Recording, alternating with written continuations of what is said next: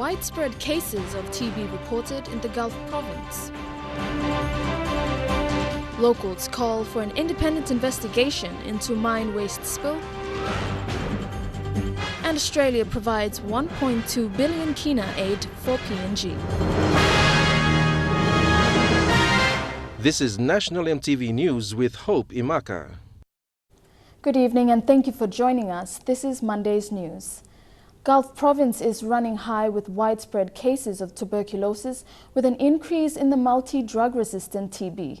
Records from the Health Department show that as of June 2015, 13 drug-resistant patients were detected and nearly 300 others are undergoing TB treatment. The Provincial Health Office has difficulty updating its statistics, but admits that the situation is worsening and the figures might be frightening if all 22 health centres in the province report diligently.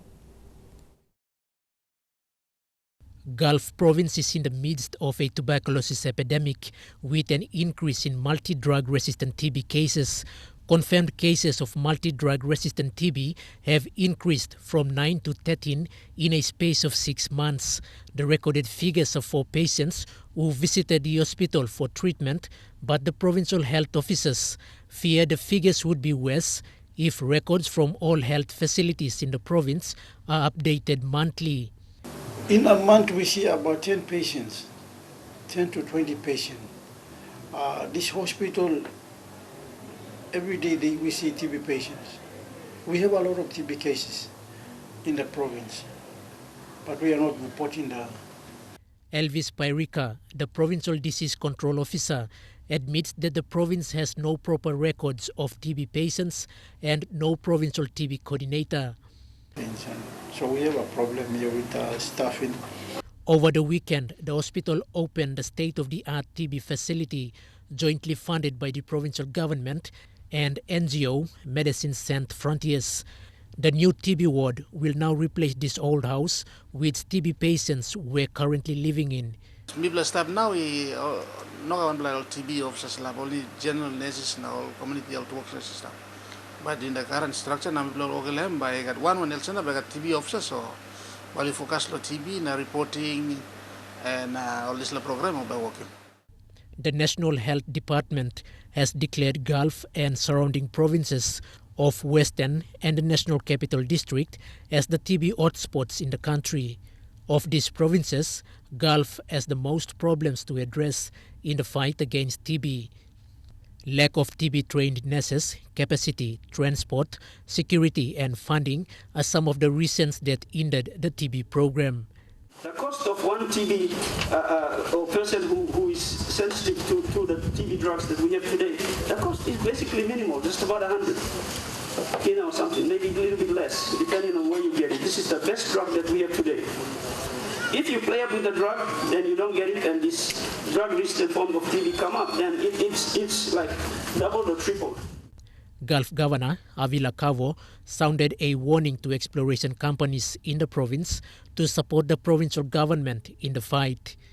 In Gulf province, RH, ExxonMobil, Oil Sets, Total, Intoil, many other major companies that are operating in this province. I'm inviting you into partnership for a big cause to develop good health for the people of Papua Gulf province. Quinten Alom, National EMTV News. Meanwhile, more than 20 wards in Lae's Ahi district and urban LLGs will have volunteer TB treatment partners to oversee TB cases within communities. The health workers attached to community-based organizations will work alongside ward councillors to support, identify and carry out TB care and treatment. It is a joint initiative by Lae district and provincial health authorities. Lae District is embarking on a community-based program that will involve ward councillors supporting the works of TB treatment partners in Lae communities. Apart from voluntary treatment partners, Morobe TB office reveals it will need the help of community leaders to identify and support people with the disease. It also reveals there have been many cases where patients do not complete their drug treatments due to less care and supervision from community health workers. Especially at the community level, we see that there's a gap there. So we're trying to engage our community leaders or our councillors so that they can know what the burden of TB is like at a community level. Every 3 months, its community ward can have up to 5 TB patients being supported and cared for by voluntary treatment partners. Currently, Lay District's 36 volunteer treatment partners are carrying out TB care and treatment across Lay's 23 wards. But the TB officers say this is not enough. Like Buimo and Butiba Mel Centers, we really need like laboratories to check the sputum, microscope and all this. Volunteer treatment partners in Lay District rely on the provincial government for incentives for their community health works. Colin Barilai, National EMTV News, Lay. Locals in the Igiruwel area of the Usinu-Bundi LLG in Medang province have called for an independent body to investigate the leakage and explosion from a pipeline carrying waste from the Ramu nickel mine. The locals live in the area where the mine's slurry pipe runs through and are concerned that the spill in their water system may be harmful. The Medang Provincial Disaster Office is also backing the people regarding safety measures and is calling on the company to take full responsibility of last week's incident. Following the spill on Wednesday last week, concerns from the locals have grown, especially because the slurry has seeped into the water that they use for drinking and cooking. What frightened them the most is that the creek where the burst happened is near a river. More than 2,000 to 3,000 man married live in the water and flow the water, BK water and Ramu and Bagolo Street. Locals say they have raised the alarm and warned the mine officials of the leakages on this 135 kilometers pipeline on Sunday the previous weekend. No immediate action was taken until it burst on Wednesday last week. The people are now worried for their safety. They are also now questioning the company's ability to respond to such environmental emergencies. They are calling for an independent body to determine if their rivers are safe. Me not believe there's a monitoring system. Why? Because Sunday there's an issue come up. Or reporting finish. Line of plastic on reporting there's an issue come Monday. Or line of sign only come maintenance team come looking finish. Only go to I'm looking something. You go Tuesday. You go Wednesday. I'm looking 2 days after that now. And people are sending come up. The Medang Provincial Disaster Coordinator Rudolf Mongali made a similar pitch, stating that the mine has to take responsibility and address the situation. The management of the MCC to look into this situation seriously and try to support the communities who are affected now by this explosion of the pipeline and with the acid being thrown out, which will affect the lives of the community here. So I'm appealing to them. If they have any queries, they may as well come to my office, the Provincial Disaster Office, and we can coordinate and we find solution that we can assist the communities. Rachel Shise, National EMTV News, Medang. Ramu nickel mine responded in a media statement describing the spill as unfortunate. However, the company says the slurry or red mud is pure mud and water and does not contain any chemicals. The company said there won't be any environmental impact on food gardens, animals and the people themselves. Work on the pipeline has commenced and will take less than 3 days to complete. Meanwhile, the Conservation Environment Protection Authority and MRA are aware of the spill and are communicating with Ramu nickel mine to get a detailed report on the incident. A new trial date has been set by the Waigani National Court for the court hearing between Western Governor Ati Wabiro, former Provincial Administrator Dr. Wodowa Gumoy and local businessman Norman May against the state. This case involves misappropriation claims against the 3 men in relation to projects in Western Province. Teklagunga reports. The new trial date was set on the grounds that both parties needed more time to collect more statements from witnesses in the 5 project areas involved with the case. The initial 4 days trial hearing was set to commence in Daru today. However, lawyers from both parties made submissions at the National Court last week to vacate the trial dates on the grounds that not many witnesses have come forward. This morning, Justice Sir Gibbs Salika told the defendants and their lawyers that gathering witnesses was not the responsibility of the courts, but a task for the lawyers. This case involves misappropriation claims against Wabiro, Dr. Gumoy and May regarding the operations of 5 projects in South and Middle Fly districts of Western. Last year, the 3 men were arrested and charged for 4 counts of conspiracy to defraud, misappropriation and abuse of office. Judge Sir Gibbs Salika told both lawyers that the submissions on the trial dates were unnecessary and the court would want the matter to be heard as soon as possible. He directed both parties to use the remaining 4 weeks to collect statements from their witnesses before the matter returns to court on April 4. All respective bails were extended. Thekla Gunga, National, EMTV News. Deputy Chief Justice Sir Gibbs Salika warned lawyers today that Papua New Guineans will no longer have faith and trust in lawyers representing them. He said many times cases are adjourned because lawyers delay the processes of gathering witnesses.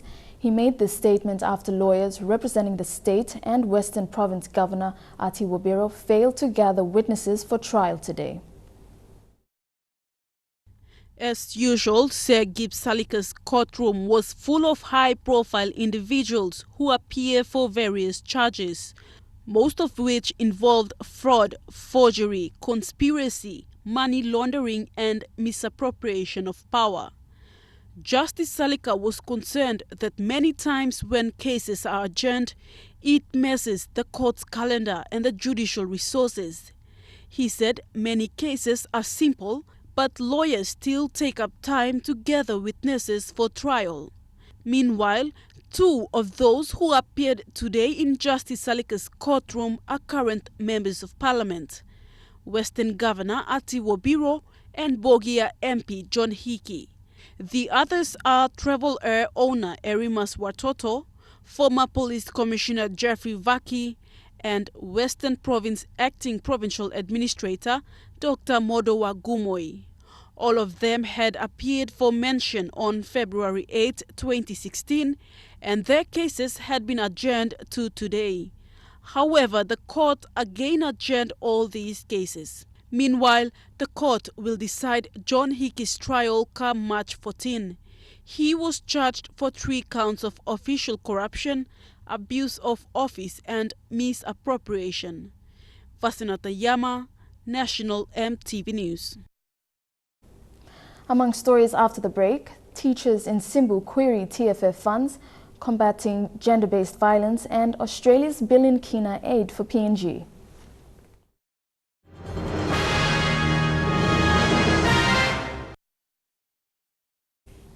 Welcome back to the news.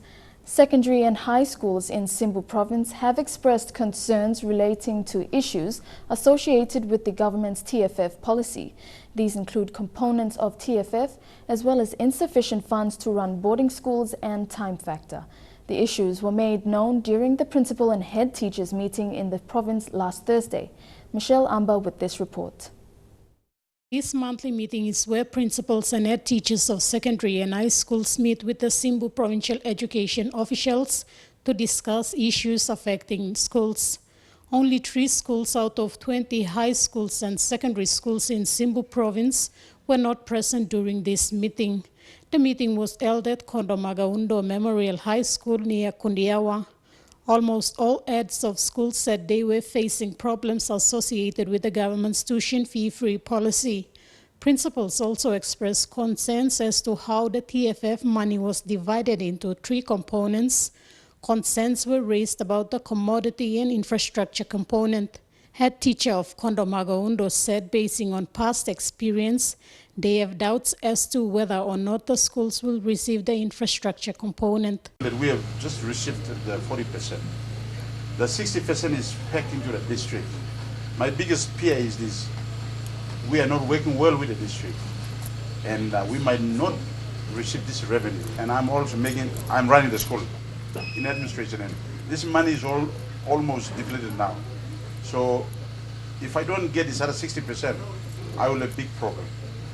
It's 107,000 for first quarter, And with an influx in enrollment and increased enrollment, this 107,000 can only last 2 weeks in my school. Up at the top of the mountain, geographically we are isolated. The road condition, though it was graded, it's really bad.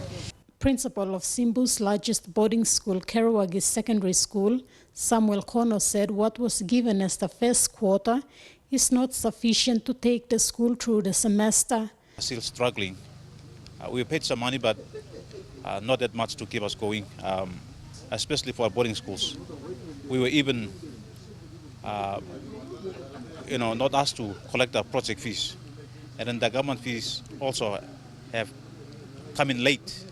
And that makes our school operation become very difficult. At the moment, we are still struggling to keep the school going. The Simbu Division of Education says the concerns raised are serious and authorities should take note of this. That we have to implement. But the concerns raised, I think they are very serious. Concerns raised, so the authorities should take note. Michelle Amba, National EMTV News, Mount Hagen. Gender-based violence continues to be an issue in Papua New Guinea that non-government organizations have tried to prevent and, wherever possible, eliminate. The United Nations Population Fund has said that PNG has no national statistics on GBV, making the issue on program and policy development harder. The UNFPA is an international development agency which promotes the rights of every woman, man and child to enjoy a life of health and equal opportunity. Riet Rowan, gender advisor for UNFPA, stated in discussion on gender-based violence at the Women's Forum last week that countries including PNG lack the willpower to enforce treaties that address GBV. We have the Beijing Platform for Action with a specific focus on violence against women. We have the CEDAW. We have the Commission on the Status of Women agreed conclusion of 2013. Papua New Guinea agreed with the agreed conclusions as well. The issue is, which we have found time and time again, the global agreements, the regional agreements, your country, your government has to implement it, and that's where the problem is. She also said that studies carried out on GBV showed that in the Pacific, most of the perpetrators in cases of violence against women were their partners. And the issue of violence against women has become priority number one for UNFPA. But she stated that NGO and women in PNG will be unable to get the government to do anything due to the lack of national statistics on GBV. It's not the stranger, it is really the person in the house who is actually abusing physically as well as sexually, emotionally, women and girls. So the value of having national data is extremely important because it puts the government in the position that they can no longer deny it. And it's a public document, so everybody in the world knows it. It shows very high levels, so everybody will ask, including the women, so what are you doing about it to the governments? Enid Kanatha, Deputy National Program Coordinator with the Family Sexual Violence Action Committee, has said that they have been working with communities and partners to respond to situations. And they are trying to get the GBV strategies to Parliament to have them approved and enforced. TWG, which is the different partner agencies, who are expert in these areas of GBV, that's contributing to the national response. So the best at the moment is ensuring that this GBV strategy is being brought to the cabinet. So that is the process and stages where we are in. Riet Rowan has said that UNFPA believes that violence against women occurs because of the lack of gender equality, and it starts in homes and getting kids to understand that men and women are equal. Adelaide Sirox, Kari National, EMTV News. Australian aid to PNG for 2016 to 2017 will be 1.2 billion kina. Minister for National Planning Charles Abel announced this in a news conference today. He said the PNG government appreciates Australia's aid to PNG. The 1.2 billion kina will be prioritised to the health, education, law and justice and transport sectors. On the 3rd of March at the 24th PNG Australia Ministerial Forum in Canberra, Australia, a new partnership for development between both governments was signed. Under this new partnership, the government will have closer cooperation and promote more effective governance, enable better economic growth and enhance human development. The period of the agreement is from 1st of January 2016 to 31st of December 2017 and will continue to maintain total annual disbursement of approximately 500 million Australian dollars and in kina 1.2 billion kina. So in the order of 1.2 billion kina per year. That's the established and ongoing aid program. And then of course you have, as I mentioned, you have the addition of the joint understanding relating to the Regional Resettlement Centre on Manus. That's where the Australian government came in and committed another 420 million Australian. Both governments will deliver jointly development project objectives in PNG. This will have an additional package separate from AusAid Fund and is totaled at 1.62 billion kina. One of the projects is the Angau Hospital Redevelopment Project, which will cost 207 million Australian dollars. Refugee centre program there, and one of the aspects under that is the construction of the Angau Hospital.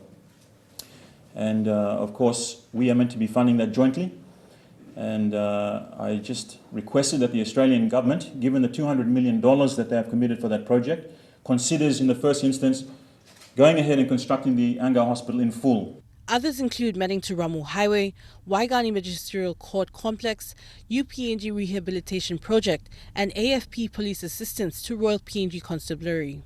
Concerns about the technical assistance side of it and our desire to move towards 50% to be spent on infrastructure. And we also continue to express our concerns that we need to invest more in developing this trading relationship. Adelaide Xerox Kari, National, EMTV News. And now looking at our finance news. The kina closed at 0.3265 US dollars in the interbank market. At Bank South Pacific, your kina was buying 0.3190 US dollars, 0.4270 Australian dollars, 0.2870 euro and 36.05 Japanese yen. Looking at commodity prices at New York close, coffee, cocoa and copra closed higher, while gold closed the day lower. Palm oil closed lower, while crude oil and copper closed the day higher. And on the stock market, the Dow Jones closed at 62.87 points higher, the ASX closed at 46.87 points higher, and the All Ordinaries closed at 43.84 points higher. More local and international news after the break, including the death of former U.S. First Lady Nancy Reagan.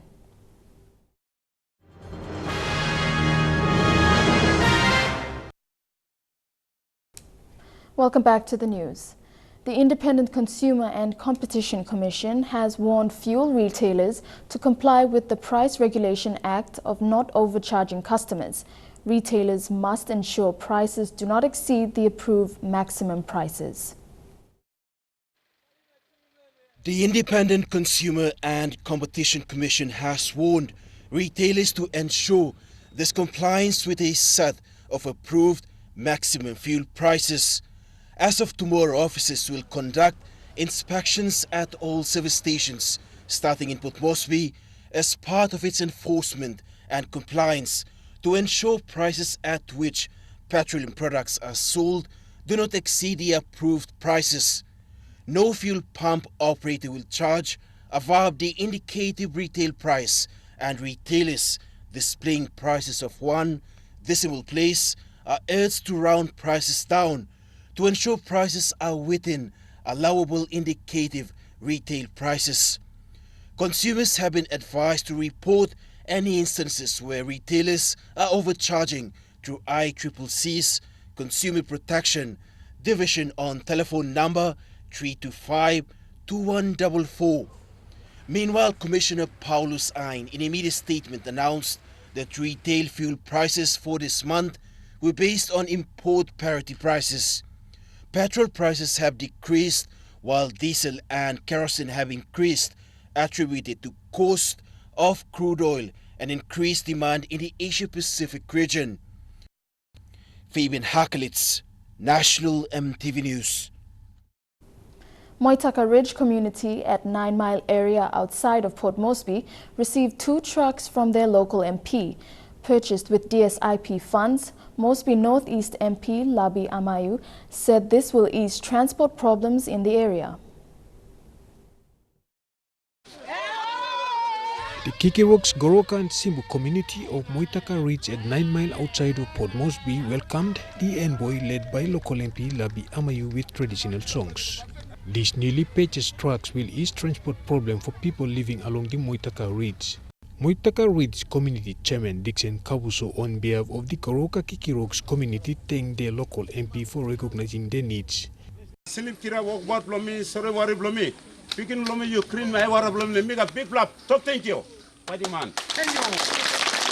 They said over the years they have been acquainted with the difficulty of transporting sick to the hospital and mothers to Gordon's market. Work long member be making no serving interest of people. People too much making work long on no look at the one as member can give more. While handing over the key to mothers, he urged them to take ownership of this government asset. Eric Arukma, National EMTV News. Now heading overseas, former First Lady Nancy Reagan and beloved wife of the late U.S. President Ronald Reagan succumbed to a congestive heart failure yesterday and died at her Los Angeles home in California. Reagan became one of the most influential First Ladies in the U.S. history during her Republican husband's presidency in the White House from 1981 to 1989. She will be laid to rest next to her husband at the Reagan Presidential Library in Simi Valley, California. Meanwhile, at a campaign stop in Columbus, Ohio, Republican presidential candidate John Kasich and California Governor Arnold Schwarzenegger honored her death, followed by a moment of silence.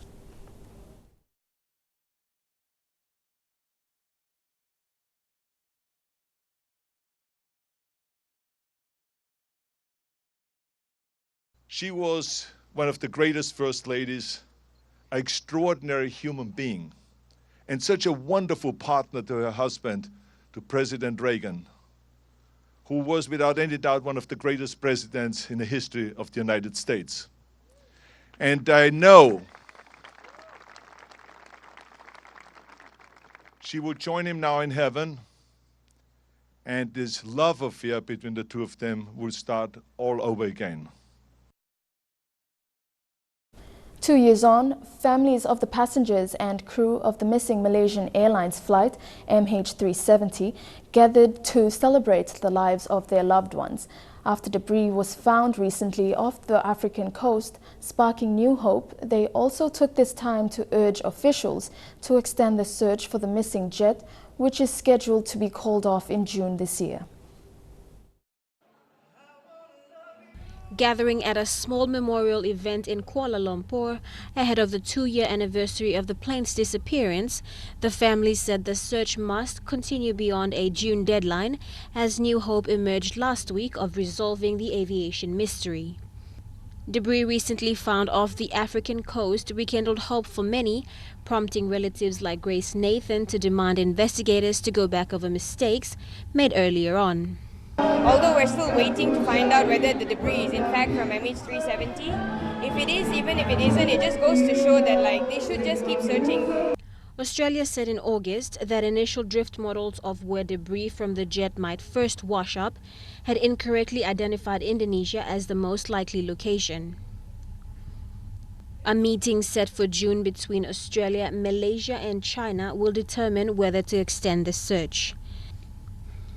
But families are calling for the search to continue after the discovery last week of a white meter-long chunk of metal suspected to be from MH370 off the coast of Mozambique. Just as they prepare to mark the 2-year anniversary of the jet's disappearance on March 8th, the relatives are asking for efforts to focus on the southeast African coast.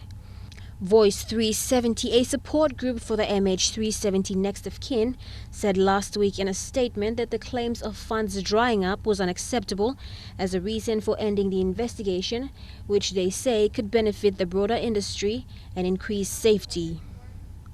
Family and friends of those on board the plane gathered at a mall in Malaysia's capital, seeking to reinvestigate, reevaluate, and restart the search. Lorraine Gabina, MTV World News. We have a big lineup in sports, hockey, netball and soccer. That's after the break.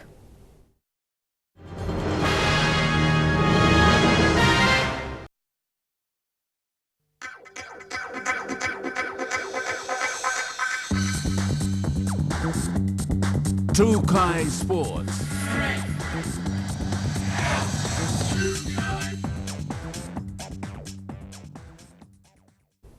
Welcome to Chukai Sports.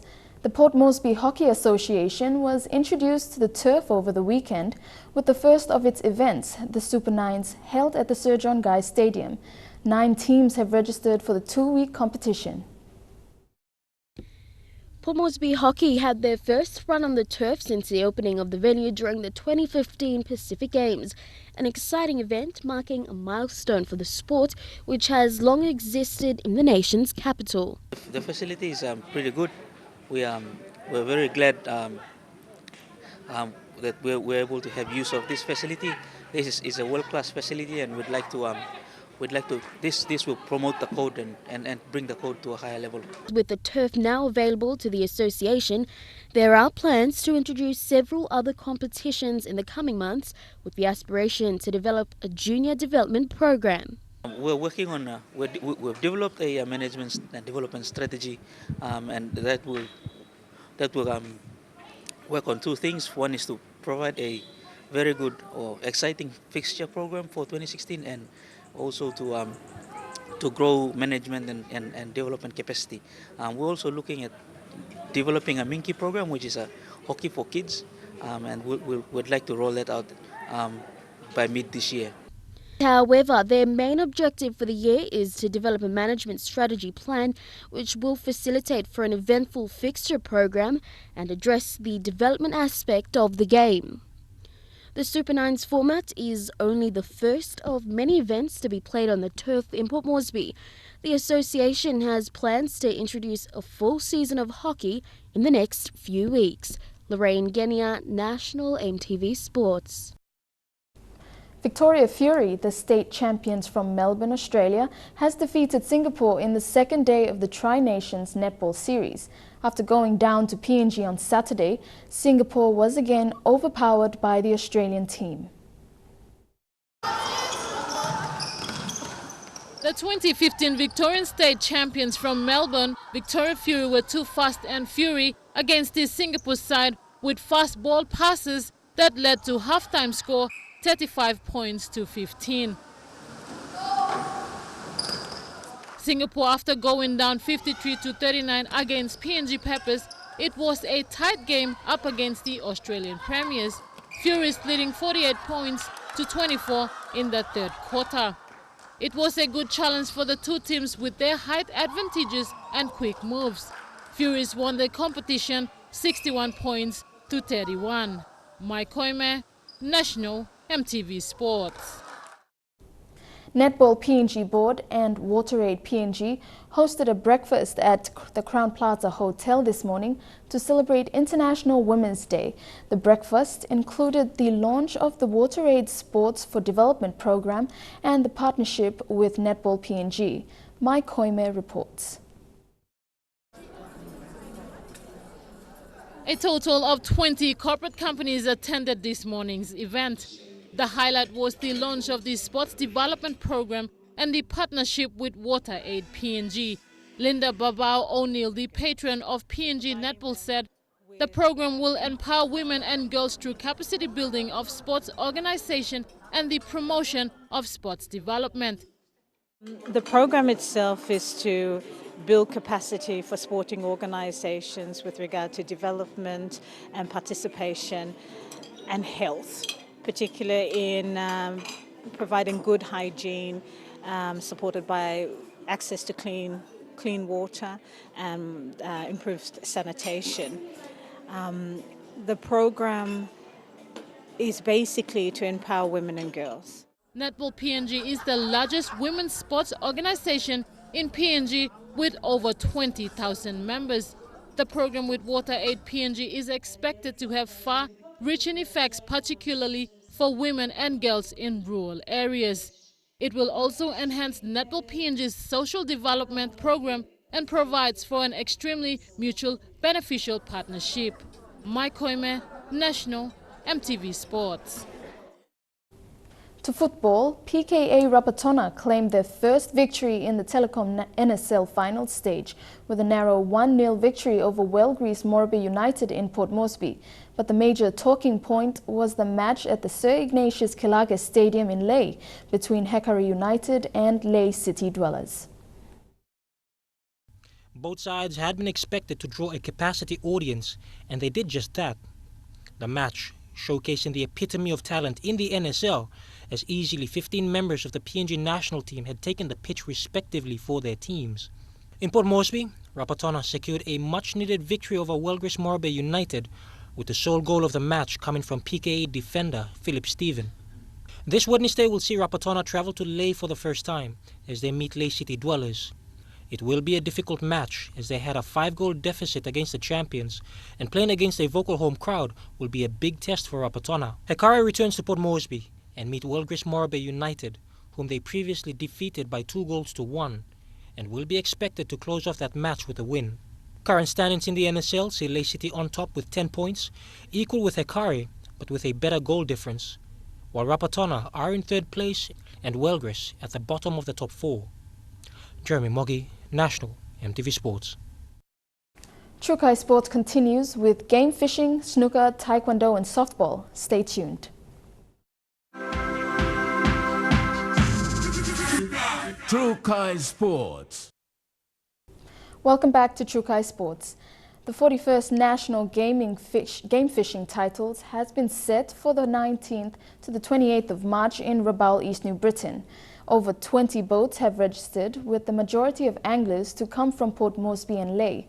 Months of planning and preparation has been done to ensure anglers and non-anglers get the unforgettable experience. The main focus of the National Game Fishing Titles is based on team fishing, in which teams choose 2 days of the 9 days of competition to be out at sea. Last year's titles, held in the waters of Port Moresby, spread across the Motuan coastline, attracted teams from Lae, Madang, and also from the Tasman Sea, Australia and New Zealand. On day 1 of competition, 45 fish were caught and 21 boats entered the waters. Yellowfin tunas were a popular catch amongst all anglers, with the occasional sailfish and the rare bite of a marlin. Easy. With this year's titles to return to the waters of the East New Britain province, the New Britain Game Fishing Club have set dates for the 19th to the 28th of March. Major sponsors include corporate giants SB Brewery, Puma Energy, Ella Motors and Trukai Industries. The Shootout Challenge has been set for Thursday, the 24th of March. The competition closes on the 27th of March and will be hosted at the New Britain Game Fishing Club in Rabaul. Lorraine Genia, National, MTV Sports.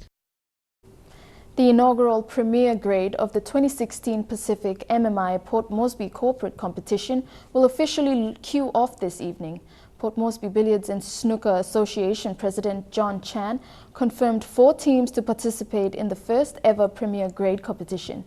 The teams are Lamana, Grant Agencies Limited Top Shooters and Laguna Starland Dragons Teams 1 and 2, and the players have a handicap of +10 or less. Chan said the format will be 5 singles played over the best of 5 frames. There will be no order of play by handicap in the Premier Grade, so a player with a handicap of +10 could be playing against a player with -5. Tonight cues off with Laguna Starland Dragons Teams 1 and 2 up against each other at the Dragon's Den, while Lamana host GAL Top Shooters at the Q Club.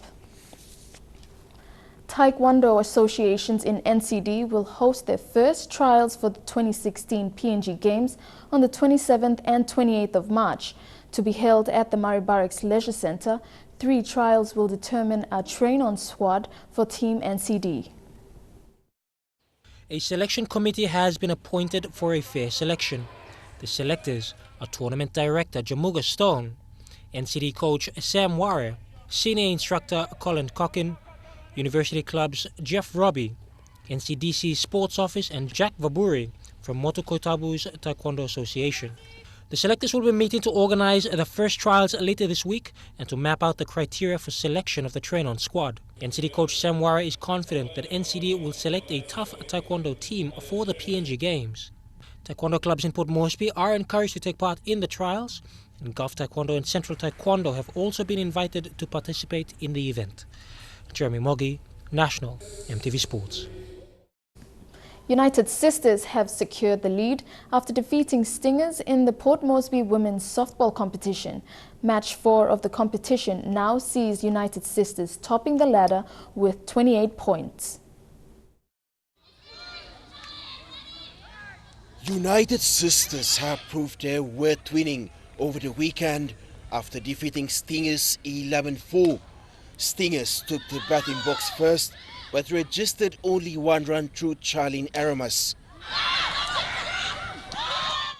Good pitching tactics from Natalie Bad with good catcher combination sent Stingers batters back to the dugout. A good return at bottom 1 inning brought home 4 runs. Sisters maintained the lead till time and game. In the other match, it was a double header between Bass and Chibu. Chibu opened the scoreboard registering 4 runs through sluggers Melanie Maloney and Benny Turan.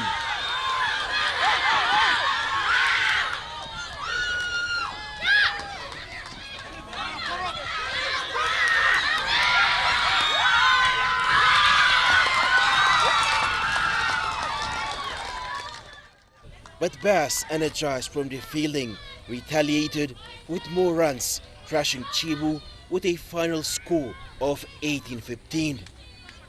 Fabian Hakelitz, National EMTV Sports. President of the Port Moresby Women's Softball Association, Jenny Park, says the new infrastructure at Bisini has remained a challenge. The new infrastructure development has resulted on softball diamonds reduced from 3 to only 2. Although it's a challenge, the association ensures matches are played on time. The Port Moresby Women's Softball Association president told EMTV Sports the new infrastructure development at Bisini has forced them to cope with time. Infrastructure development for the 2015 Pacific Games has left only 2 diamonds. That has put pressure on the association with the normal competition and many upcoming championships. Minus 1 diamond, but we managed to squeeze in 6 games on each diamond every weekend.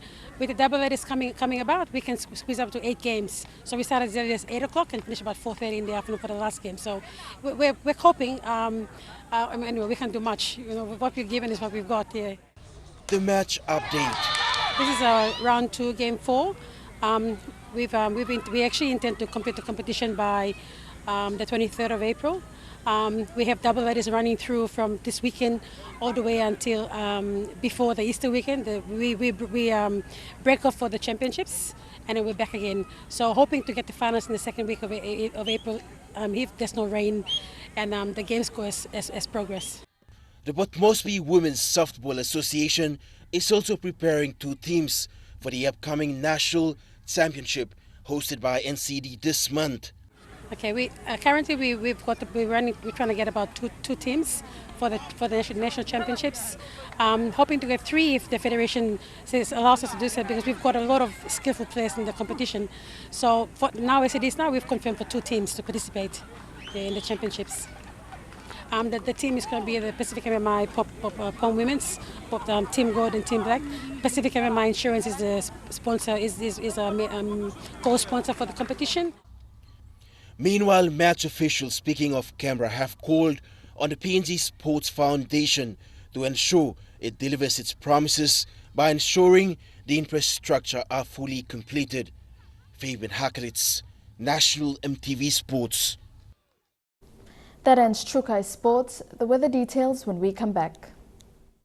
Kai Sports.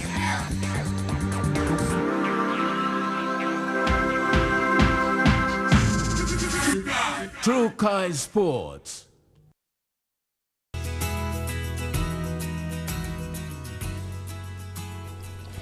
Taking a look at the weather forecast for tonight and tomorrow. In the southern region, a shower or two for Port Moresby. Some showers for Daru and Kerma. Fine for Alatau, and a shower or two as well for Popondetta. In the Momasa region, some showers for all centres. In the New Guinea Islands, some showers for Lorengau, Kavieng, Kokopo, Rabaul and Kimbe, and fine for Buka.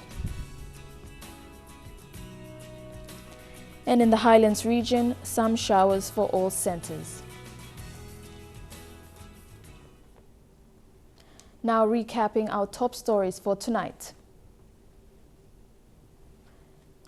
Widespread cases of TB reported in the Gulf Province. Locals call for an independent investigation into mine waste spill. And Australia provides 1.2 billion kina aid for PNG. And that's the news, sports and weather for tonight, Monday the 7th of March 2016. On behalf of the entire news team, I'm Hope Imaka. Pleasant viewing. Good night.